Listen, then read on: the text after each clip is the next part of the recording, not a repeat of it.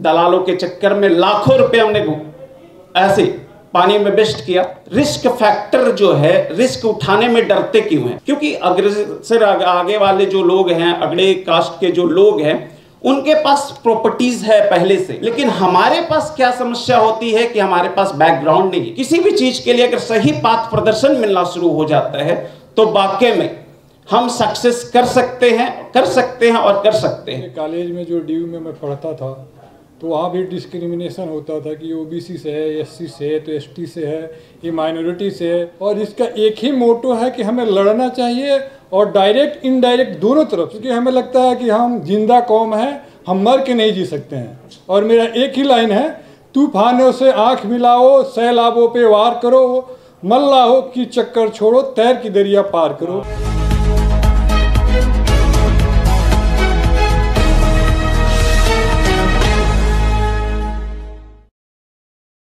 उसके लिए दिल से शुक्रिया।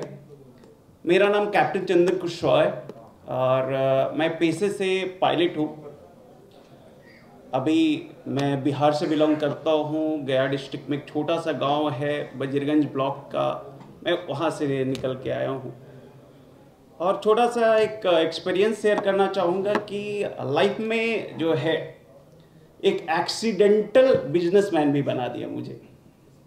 वो एक्सीडेंटल बिजनेसमैन कैसे, छोटा सा बिजनेसमैन कैसे बन गया मैं? तो 2017 में अचानक से मेरी माँ का डेथ हो गया। और मेरी माँ हेड मिस्ट्रेस थी, एक सत्यवंती उच्च विद्यालय करके है। उनकी सोच हमेशा रही थी कि शिक्षा देना है। जहाँ भी बहुजन मिल जा रहे हैं उनको उठा के लेके आ रही थी, शिक्षा दे रही थी।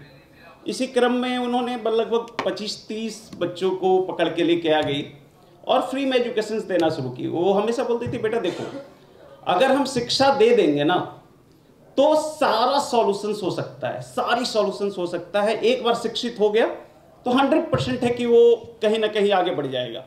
हर एक चीज की जानकारी जो है वो शिक्षा से हो सकता है। अब हमारे ऊपर ये रिस्पॉन्सिबिलिटी आ गई थी कि वो 30 बच्चे का जो पढ़ाई है वो कैसे हो। अब मेरे माइंड में था, मैं वो फ्लाइंग कर रहा था, फ्लाइंग के बाद वहाँ पहुँचा और ये सारी सिचुएशंस आ गई। तो एक क्वालिटी एजुकेशन के मन में आया कि नहीं, अब इन बच्चों की रिस्पॉन्सिबिलिटी जो है वो मेरे ऊपर है और मैं उसे क्वालिटी एजुकेशन दूंगा। और क्वालिटी एजुकेशन के लिए हमने शुरुआत की, चलो ठीक है, हमने और बच्चों को एडअप करना शुरू किया। और ऐसे ही 4 कमरों में छोटा सा झोपड़ी सा था, वो चल रहा था। हमने लोगों के बीच गांव में जाके एक कैंपेन करना शुरू किया कि भाई मैं एक स्कूल खोल रहा हूँ। स्कूल का नाम हमने काइनेसिस रखा, जिसका मतलब होता है अग्रसर, काइनेसिस इंटरनेशनल स्कूल। और बहुजन समाज से अपने लगभग 8-10 पायलट थे, निकल के गए थे उस टाइम हमारे साथ, बोला चल यार चलते।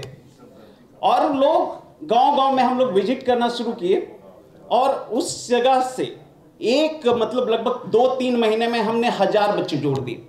1000 बच्चे का एडमिशंस हो गया। अब हमारे पास न रहने पढ़ाने के लिए कोई जगह नहीं, ना उनके ट्रांसपोर्ट के लिए कोई जगह नहीं, कोई एक्सपीरियंस तो था नहीं हमारे पास कि हाँ स्कूल चलाना है, और ना ही किसी तरीके का वो माइंड में सेट था, ना ही हमारे पास टीचर है। लेकिन आज के डेट में अपने जो है वहाँ पे 1600 बच्चे हैं। पहला जो ब्रांच है वो मसौड़ी है, पटना से लगभग 32 किलोमीटर दूर है, स्टेट हाईवे 1 पे। आज 40 कमरे का वो स्कूल है और 1600 बच्चे। उसके साथ साथ एफिलिएशंस के लिए हमें पता नहीं था कि सीबीएसई एफिलिएशंस कैसे होगा। दलालों के चक्कर में लाखों रुपए हमने ऐसे पानी में वेस्ट किया। लेकिन फिर अपने आप से खुद से गया सीबीएसई ऑफिस, बात करी और अपना एफिलिएशंस हुआ। सीबीएसई का पहला जो हम लोगों का ब्रांच मसौड़ी का एफिलिएशंस आया। उसके बाद पटना सिटी में अभी दीदारगंज में एक ब्रांच ओपन हुआ, तीसरा ब्रांच जो है मसौड़ी मार्केट में ओपन हुआ। तो लगभग अपने पास जो है वो 3200 स्टूडेंट अपने पास अभी पढ़ाई कर रहा है। तो एक बड़ी उपलब्धि, एक एक्सीडेंटल, मुझे ना कोई एक्सपीरियंस था कि हाँ कैसे कर सकते हैं क्या है। लेकिन हाँ, मेरे माँ जो बोलती थी कि देखो जहाँ पे चुएगा वहाँ पे छाड़ना सीखोगे। तो वही चीज़ है, हमारे ऊपर वो चूना शुरू हुआ। बस के लिए जो है कहीं से वेंडर लेके आया, किसी से कनेक्ट किया और धीरे धीरे वो एक्सपीरियंस आ गया। आज एजुकेशन क्षेत्र में एक से अब हर एक डिस्ट्रिक्ट में हम लोग प्लान कर रहे हैं कि वो स्कूल ओपन हो। और सबसे बड़ी बात ये है कि लगभग जो है वो 540 बच्चे ऐसे हैं जिनको हम लोग फ्री एजुकेशन दे रहे हैं। वो माँ की जो हमारी इच्छा थी उसको भी पूर्ण किया जा रहा है, और बिजनेस भी चल रहा है और फ्लाइंग भी चल रही है और सारी चीज़ें हैं, और उसी के वजह से आज हम लोग यहाँ पे उपस्थित हुए हैं। एक चीज़ और शेयर करना चाहते हैं कि सबकी जो ये मंच है वो वाकई में एक स्ट्रेंथ देने की काम कर रही है, एक शक्ति देने की काम कर रही है। जो मैंने एक्सपीरियंस किया कि बात ये होती है कि रिस्क फैक्टर, हमारे लोग का समस्या क्या होता है, रिस्क फैक्टर जो है, रिस्क उठाने में डरते क्यों हैं? क्योंकि अग्रसर आगे वाले जो लोग हैं, अगले कास्ट के जो लोग हैं, उनके पास प्रॉपर्टीज है पहले से, और वो रिस्क लेके बिजनेस में इन्वेस्ट करते हैं, फेल हो या पास हो। लेकिन हमारे पास क्या समस्या होती है कि हमारे पास बैकग्राउंड नहीं है। लेकिन अभी जो हम लोगों ने देखा कि सबकी उस पर भी काम कर रही है। और एक चीज और जो है वो एक्सपीरियंस और एक सही पाथ प्रदर्शन। अगर किसी बच्चे को या किसी भी बिजनेसमैन को, मैंने जो बोला कि हम एक बिजनेस वुमेन लीडरशिप प्रोवाइड करना चाहते हैं, वो अगर मिलना शुरू हो जाता है, किसी भी चीज के लिए अगर सही पाथ प्रदर्शन मिलना शुरू हो जाता है, तो वाकई में हम सक्सेस कर सकते हैं और कर सकते हैं। तो बहुत बहुत धन्यवाद सबकी, और आप लोगों की यहाँ पे आने के लिए और धैर्यपूर्वक कितना समय दिया गया, आप सभी लोग बहुत बहुत धन्यवाद। Thank you. मैं 2016 में आया, यूपीएससी की तैयारी करने आया। फिर देखा कि मेरे कॉलेज में जो डीयू में मैं पढ़ता था, तो वहाँ भी डिस्क्रिमिनेशन होता था कि ओबीसी से है, एससी से है, तो एसटी से है, ये माइनॉरिटी से है। और इस चीज़ को मैं मतलब पटना से ही देखते आ रहा हूँ। तो मुझे लगा कि इस सब चीज़ का क्या निचोड़ है।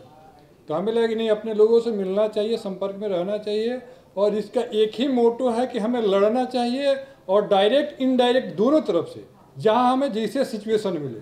तो फिर हमें लगा कि ट्रांसफ़र, पोस्टिंग, सारी चीज़ें राजनीति से प्रेरित होती है। तो हम सोचे कि हमें राजनीति ही करना चाहिए।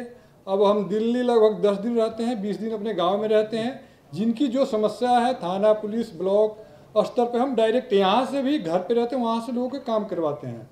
क्योंकि हमें लगता है कि हम जिंदा कौम है, हम मर के नहीं जी सकते हैं। और मेरा एक ही लाइन है, तूफानों से आँख मिलाओ, सैलाबों पे वार करो, मल्लाहों की चक्कर छोड़ो, तैर की दरिया पार करो। जय हिंद।